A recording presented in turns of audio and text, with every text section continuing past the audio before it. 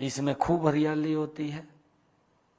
हमारे जो पर्व भी हैं, हमारे पर्व भी हमारी संस्कृति के साथ जुड़े हुए हैं।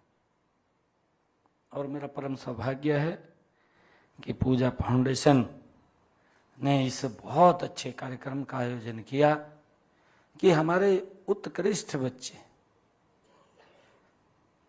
उत्कृष्ट असीम जी ने बताया भी है कि उत्कृष्ट वो होता है जो सर्वश्रेष्ठ काम करता है। हमारे विनोद जी बता रहे थे कि काम कोई छोटा बड़ा नहीं होता, सब काम बराबर होते हैं। हमें अपना सर्वश्रेष्ठ देना होता है। काम कोई भी हो, उस काम के अंदर हमने अपना सर्वश्रेष्ठ देना। एक समय था कि जब मैं पार्टी का काम कर रहा था, तो पार्टी का काम करते करते मेरे को काम, जब ये कंप्यूटर आया था, कंप्यूटर के ऊपर मैं काम करता था।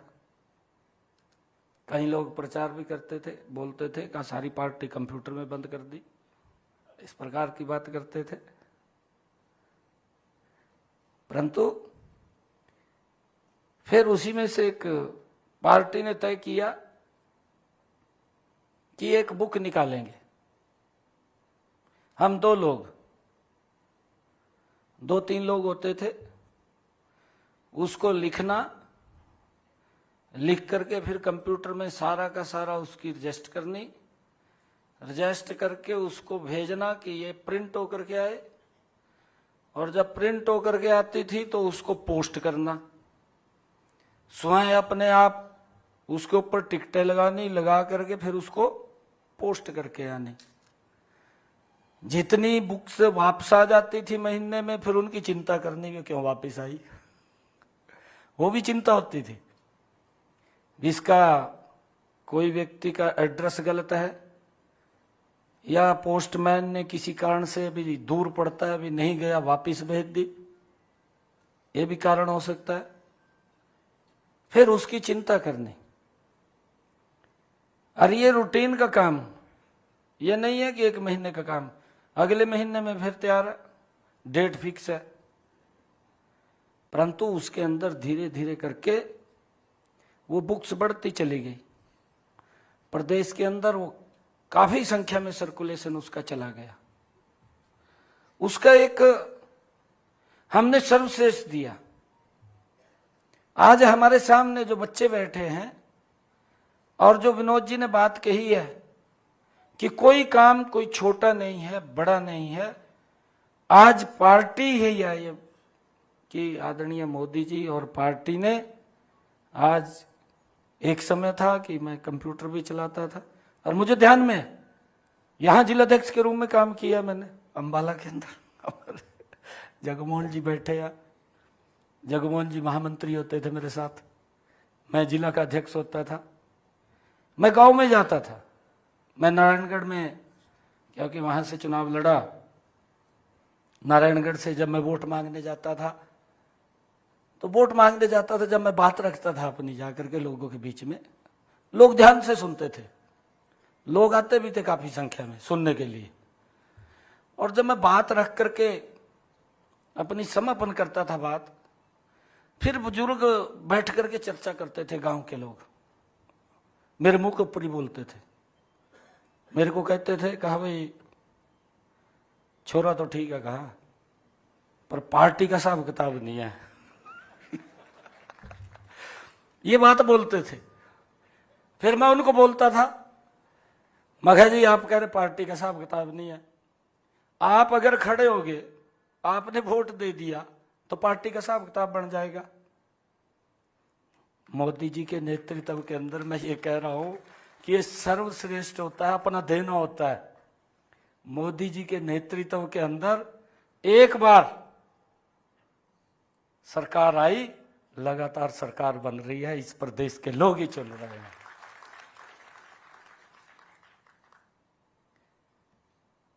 मेरा आप लोगों से आग्रह है कि हम जहां भी रहें, किसी भी काम के अंदर आए, अपना सर्वश्रेष्ठ दीजिए। कौन क्या कह रहा है, क्या बात कर रहा है उसकी चिंता मत करिए, बहुत कुछ बोलते हैं, कहते भी मुंह के ऊपर भी कहेंगे आपके, ये क्या कर रहा है, ये कैसे कर रहे, आप इसकी चिंता छोड़िए। अगर आपने आगे बढ़ना है, आप जिस काम को हाथ में ले रहे हैं उसके सर्वश्रेष्ठ तक पहुंच जाइए। दुनिया की कोई ताकत आपको पीछे रहने वाली नहीं है, आप आगे बढ़ जाएंगे। मैं आज आपको ये बात कह रहा हूं। आप सबने, क्योंकि इस क्षेत्र के अंदर दो लोग ऐसे होते हैं जो ये सोचते हैं कि हमारा बच्चा आगे बढ़ जाए। एक आपके माँ बाप, एक आपके गुरुजन, वो मेहनत करते हैं। गुरुजन की भी इच्छा होती है कि मेरा बच्चा ऊंचाइयों को छुए, मेहनत करता है वो। और आपके माँ बाप भी ये सोचते हैं कि हमारा बेटा आगे बढ़े, ऊंचाइयों को छुए। मैं सभी बच्चों को शुभकामनाएं भी देता हूं, क्योंकि आपने इस क्षेत्र का नाम ऊंचा किया है, अपने माँ बाप का नाम ऊंचा किया है। आप आगे बढ़े, ऐसी मैं परमपिता परमात्मा से कामना भी करता हूं। व्यवस्था होती है, व्यवस्था के लिए सरकार काम करती रहती है, और उसके अंदर भी हम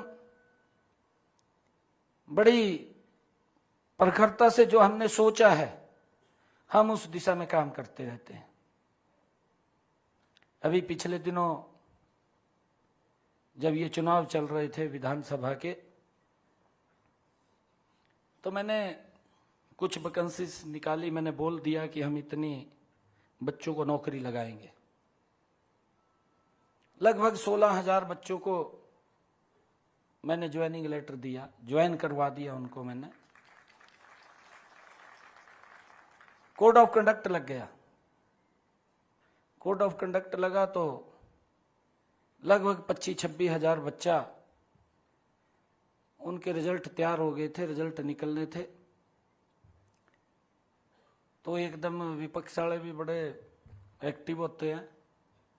अभी असीम जी कह रहे थे भी हमें एक्टिव रहना चाहिए, बड़े एक्टिव होते हैं। वो एकदम चीफ इलेक्शन कमीशन के पास गए एप्लीकेशन लेकर के, और कहने लगे जी कोड ऑफ कंडक्ट लग गया और ये रिजल्ट निकाल रही है हरियाणा सरकार, इसको रोकना है। कोर्ट में चले गए तो हमारे पास लेटर आ गया कि आप कोई रिजल्ट नहीं निकालेंगे। हमने कहा कि नहीं निकालेंगे, हम कानून का क्यों उल्लंघन करेंगे, हम नहीं निकालेंगे। मेरे पास बच्चे इकट्ठे होकर के आए, आप यकीन नहीं मानेंगे, मेरे पास लगभग 6-7 हजार बच्चा इकट्ठा होकर के आया और मेरे को कहने लगा कि मुख्यमंत्री जी का रिजल्ट निकाल दो, अब खराब चल रही। कहा, मैंने कहा भाई देख रिजल्ट तो नहीं निकालूंगा, हमारे को इंस्ट्रक्शन दे दिया कि रिजल्ट नहीं निकालना, मगर रिजल्ट नहीं निकालूंगा। परंतु आप लोगों को एक विश्वास दिलाता हूं कि 8 तारीख के बाद मैं सप्ताहबाद में लूंगा, पहले आप लोगों को ज्वाइनिंग लेटर दूंगा। ये बात बंधन को कही, मैं आपको ज्वाइनिंग दूंगा पहले। ये कोई छोटी बात नहीं थी। हरियाणा प्रदेश के अंदर 8 तारीख को जब रिजल्ट आया, मैंने ज्वाइनिंग बाद में की, पहले 26,000 बच्चों को ज्वाइनिंग लेटर दिया, उनको ज्वाइनिंग करवाया। एक बहुत बड़ी बात थी। ये सिस्टम का सुधार होता है। ये पहली बार है कि इन पिछले 11 वर्षों के अंदर अगर आप लोग देखेंगे, बिना पर्ची बिना खर्ची के हमने 1,80,000 बच्चों को हरियाणा सरकार में नौकरी दे दी। नहीं तो बच्चा पढ़ भी लेता था।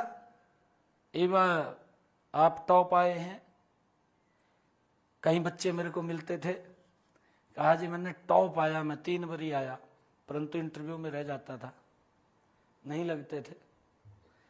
परंतु आज अगर बच्चा टॉप आ रहा है, माँ बाप को किसी विधायक मुख्यमंत्री के पास जाने की जरूरत नहीं है, घर बैठे ही उसके पास ज्वाइनिंग लेटर आ जाता है।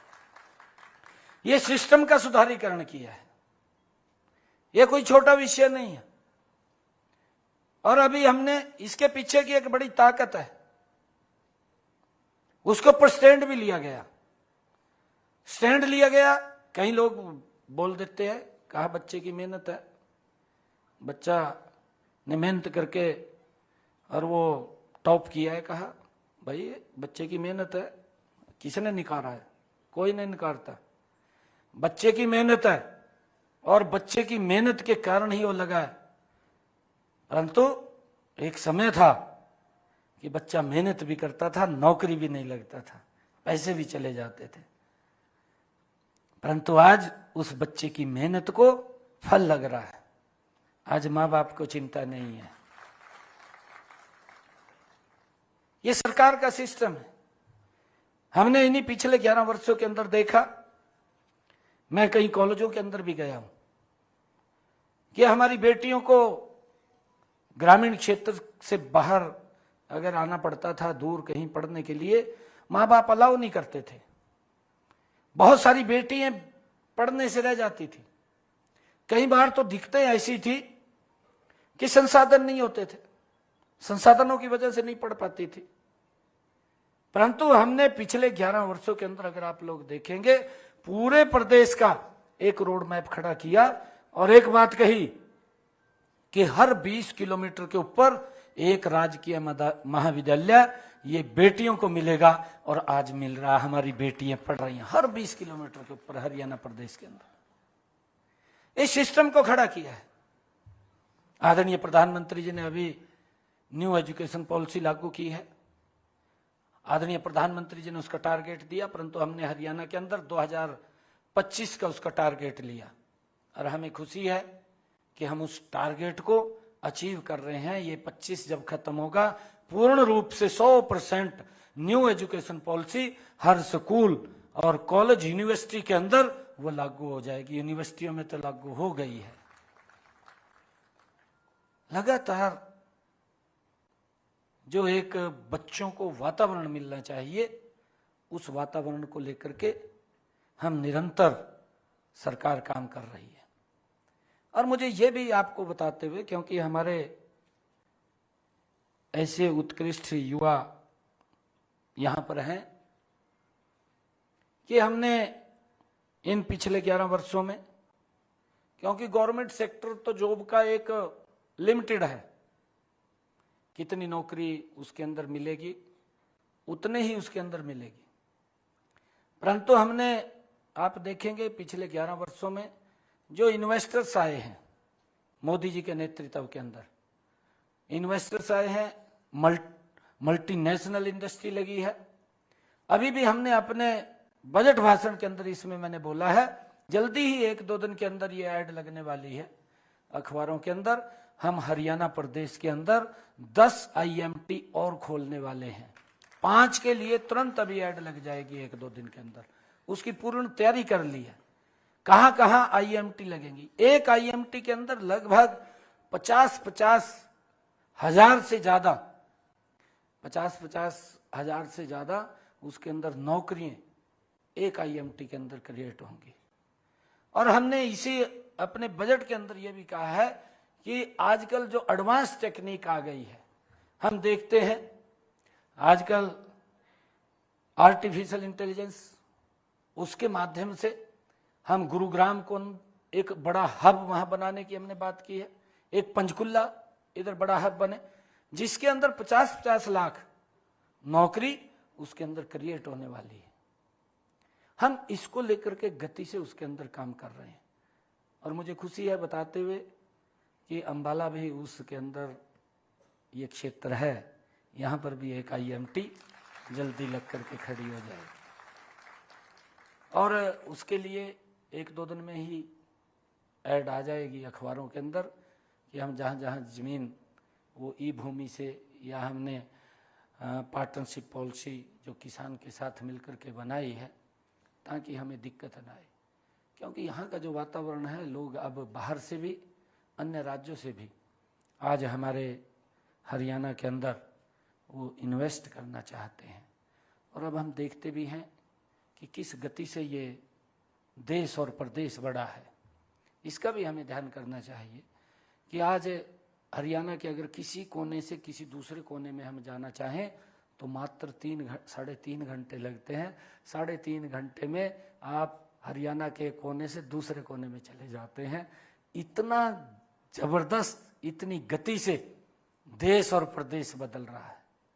मेरा युवा साथियों से आग्रह है कि आपने आज 10वीं और 12वीं के अंदर अच्छे मार्क्स लेकर के आप आए हैं।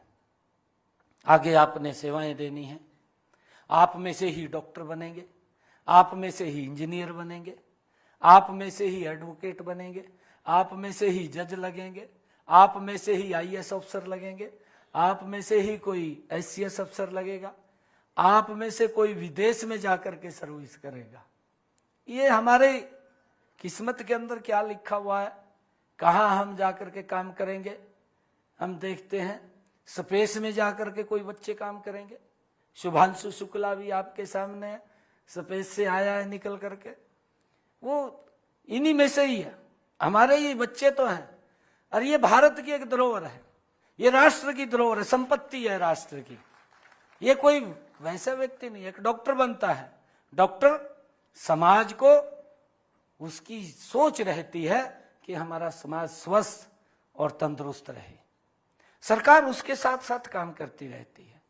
और मेरा आग्रह है, सभी माँ बाप से भी आग्रह है कि हम अपने बच्चों को समय अवश्य देना चाहिए।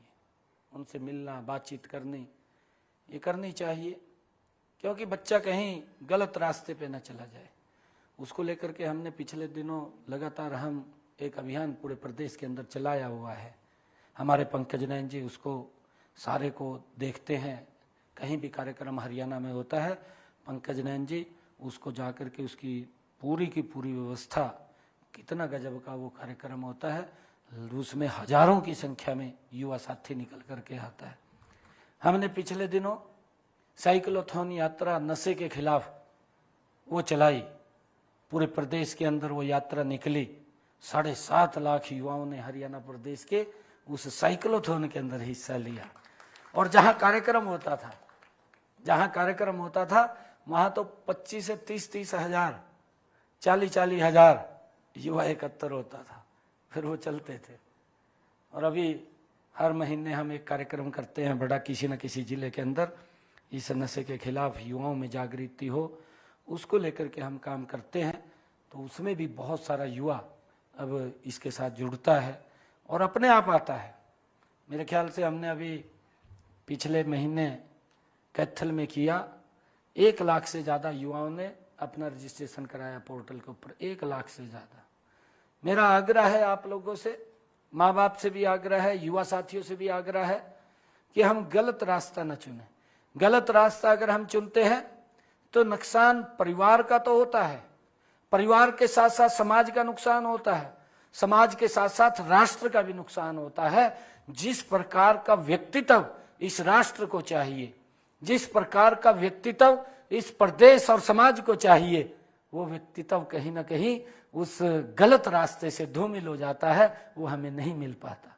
और ये एक बड़ा स्कैंडल भी चलता है, ये बहुत बड़ा एक लोगों का, इसको अगर हम कहें एक आतंकवाद जब चलता है, उस आतंकवाद के अंदर भी है कि अगर किसी देश या प्रदेश की प्रगति को रोकना है तो उसके युवाओं को खराब कर दो।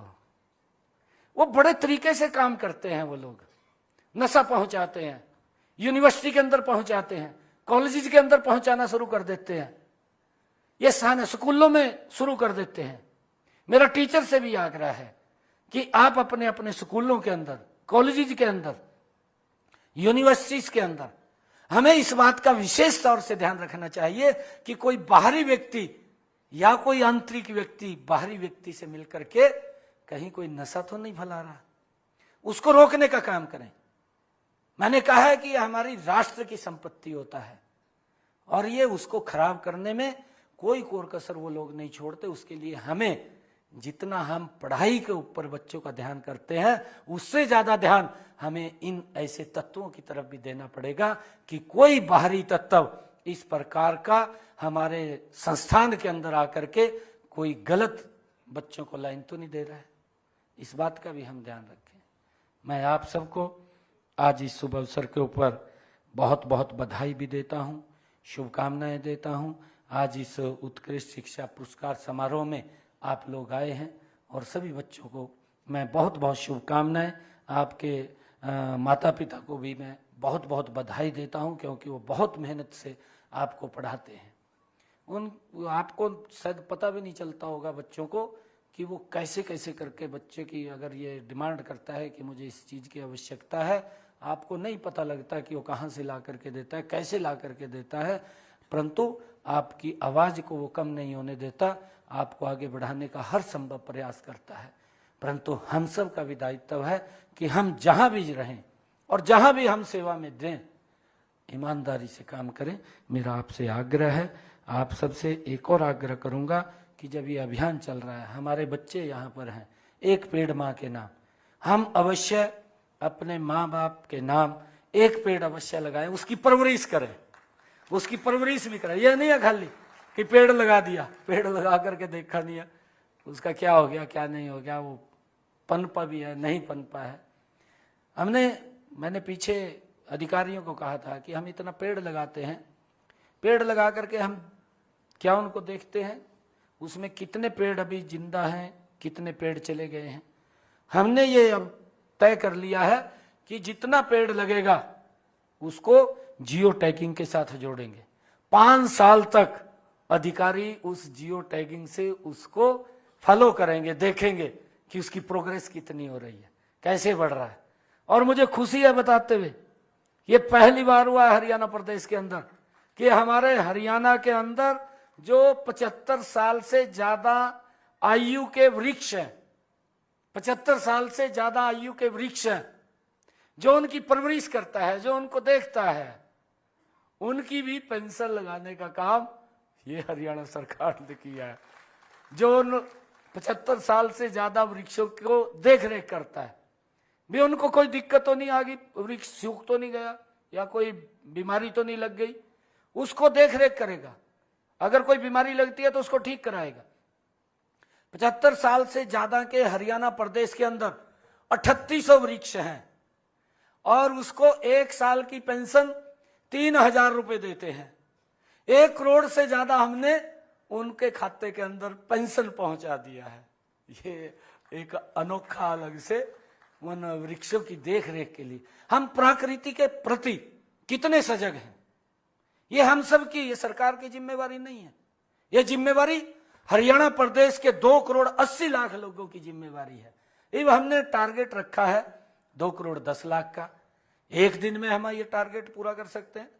अगर एक व्यक्ति एक पौधा लगाए, टारगेट पूरा हो जाता है। हमारे पास पार्क है, हमारे पास रोड का साइड का जो फॉरेस्ट एरिया है उसके अंदर लगा सकते हैं, किसी जंगल में लगा सकते हैं। हमारे बुजुर्ग का किसी का बर्थडे आया है, उस बर्थडे पे लगा सकते हैं। हमारे बच्चे का बर्थडे है, उस पे लगा सकते हैं। हमारे बड़े बुजुर्ग का कोई दिवस आ गया है, उसके अवसर के ऊपर लगा सकते हैं। हमें लगाना चाहिए। इस प्रकृति के प्रति इतना स्नेह, हमारा प्यार, क्योंकि इससे जो वातावरण चेंज हुआ है।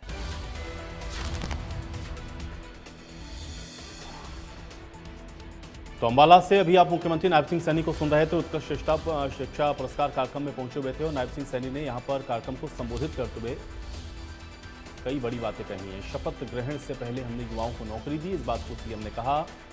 36,000 युवाओं को ज्वाइनिंग लेटर हमने दिए, इस बात को नायब सिंह सैनी के द्वारा बताया गया। बिना पर्ची और खर्ची के युवाओं को हमने रोजगार दिया है, ये बात भी नायब सिंह सैनी ने कही है। तो उत्कृष्ट शिक्षा पुरस्कार कार्यक्रम में मुख्यमंत्री नायब सिंह सैनी